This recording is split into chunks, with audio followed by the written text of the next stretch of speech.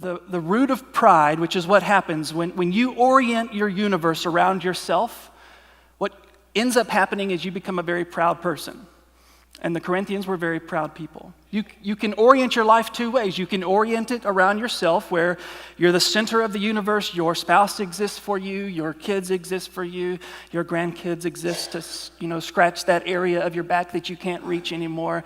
Everyone in the world exists for you. Or you can be a God-centered person, a Godward-oriented person, where the universe exists not for you, but for God, and that you exist for God. So one, the self-centered man, the universe centered on the self, results in pride. The universe centered on God results in worship. But these Corinthians had chosen the latter, obviously.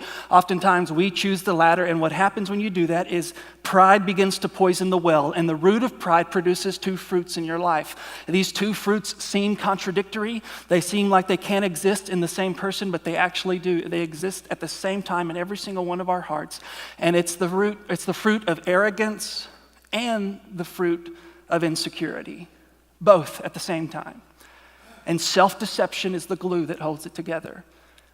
Now, I don't know about you, but I'm assuming that for every single one of us, there is probably an area of your life in which you would say, I tend to carry myself with a little spirit of superiority. I'm just a pretty gifted musician. My children are more well-behaved than hers. Our house is more well-kept than theirs. And it's not severe, it's certainly not, you're not as bad as the other one, but something about this area of your life, you just tend to carry yourself with what you say is confidence, but what truthfully is just a little bit of arrogance. No one wants to really own that, but what about the issue of insecurity?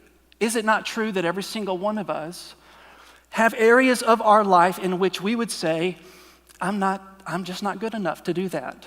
I'm not strong enough. I'm not pretty enough. I'm not skinny enough. I don't have the financial resources to do this. I'm not godly enough. I can't be as good as those people, therefore there's no way. And all of us tend to, in some area of our life, experience this insecurity. And that insecurity and that arrogance, whichever it is in your life, whichever seems to be dominant, maybe you can see both of them in different areas, those are fruits from a single root, and the root is pride. And what Paul is going to do this morning in the Corinthians and in our hearts is he's going to take the gospel, the good news that Jesus Christ died for sinners, and he's going to sever the root of pride at the level of boasting in the self with arrogance and fearful insecurity and anxiety.